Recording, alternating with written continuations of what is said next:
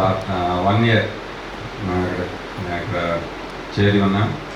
నాన్నగారి గురించి కొన్ని జ్ఞాపకాలు, మర్చిపోని జ్ఞాపకాలు. కాకపోతే నేను ఇప్పుడు చెప్పబోయేది ఏంటంటే వాట్ వీ ఫెయిల్డ్ అని వదిన గారు చెప్పినట్టు. నాన్నగారు మోకాళ్ళు చూస్తే చాలా డార్క్గా ఉంటాయి. నాన్న నలుపైనా కానీ మోకాళ్ళు అది అంతకంటే నలుపాను. అది కారణం that tells about his prayer life. 4 గంటలకు లేచి 2 గంటలు మార్నింగ్ ప్రేయర్ చేయటం, ఈవినింగ్ ప్రేయర్ చేయటం అనేది, అది కొంచెం సేపు అన్నా ప్రేయర్ చేద్దామంటే I failed in prayer life. Spiritually, as an individual, I failed in prayer life. ఒక లెగసీని కంటిన్యూ చేయటం, ఫాలో చేయటం అనేది అంత ఈజీ అయిన విషయం కాదు. ప్రేయర్ లైఫ్, ఒకటి పాటలు పాడటంలో ఆయన మంచి గొంతుందని ఎవరు అడిగినా మంచి గొంతు. ఆయన మంచి గొంతు రావడానికి కారణం నిరంతరంగా ప్రాక్టీస్ చేసేవాడు. ఇదివరకు మేము చిన్నప్పుడు అక్కడ ఆంధ్రకేసిన సావిడి ఉండేది. సావిడి అక్కడ మధ్యాహ్నం పడుకొని రోజు పాటలు పాడుతూ ఉండేవాడు. ఎండాకాలం వచ్చిందంటే ఎండాకాలం మధ్యాహ్నం అంతా పాటలు పాడుతూ ఉండేవాడు. పాడి పాడి పాడి టోన్ రిఫైన్ అయ్యి ఆ విధంగా మంచి గొంతు రావడానికి అది దేవుడిచ్చిన వరం అన్నమాట. చాలాసార్లు చెప్పేవాళ్ళు, ఎన్నోసార్లు చెప్పినట్టున్నారు టెస్ట్ మనీలో, నేను నత్తిరా అని. కానీ నత్యం ఆయనకి మంచి పాటలు పాడటానికి ఈ విధంగా ఇంత ఒక లెగసీ, దేవుని సన్నిధిలో ధైర్యంగా నిలబడటానికి. మలయాళంలో ఒక పాట ఉంది, దేవా మేము నీ సన్నిధికి వచ్చి మేము సిగ్గు లేకుండా నిలబడాలంటే సిగ్గు లేకుండా నిలబడే ధైర్యం, అటువంటి పనులు మేము చేసేటట్టుగా మాకు నేర్పండి అని ఒక సాంగ్ ఉందన్నమాట. అది సాధారణంగా పాట పాడేస్తూ ఉంటాం, కానీ మధ్యలో ఒకసారి ఒక భక్తుడు వచ్చి మీ పిల్లలందరూ బాగా పాడారు కానీ దాంట్లో అర్థం తెలుసా అని ఒకసారి చెప్పారన్నమాట. అదే ఆ విధంగానే దేవుని ముందు నిలబడేటట్లుగా ఫస్ట్ చేయడం, తర్వాత దేవుని ముందు సిగ్గు లేకుండా నిలబడేటట్లు చేయగలిగిన విధంగా ఒకరికి నేర్పడం. ఇండివిజువల్ మినిస్ట్రీస్ మామూలుగా చూడటానికి మేము అనుకునేవాళ్ళం, మేము చాలా చిన్నప్పటి నుంచి భయపడి ఉన్నాము. అది గౌరవం, రెస్పెక్ట్ అదొకటి.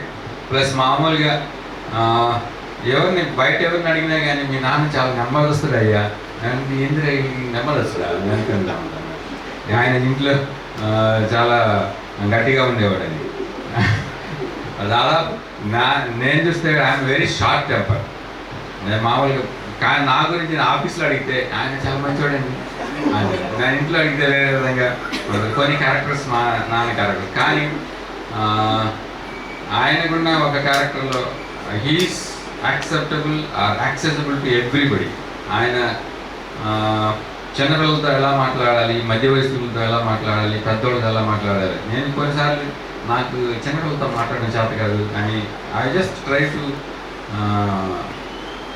టు ఫాలో హిమ్ అని. నార్మల్గా ఎలా మాట్లాడవచ్చు, మన ఫ్రీక్వెన్సీ మ్యాచ్ అవ్వదేమో అని హెజిటేషన్ అనమాట.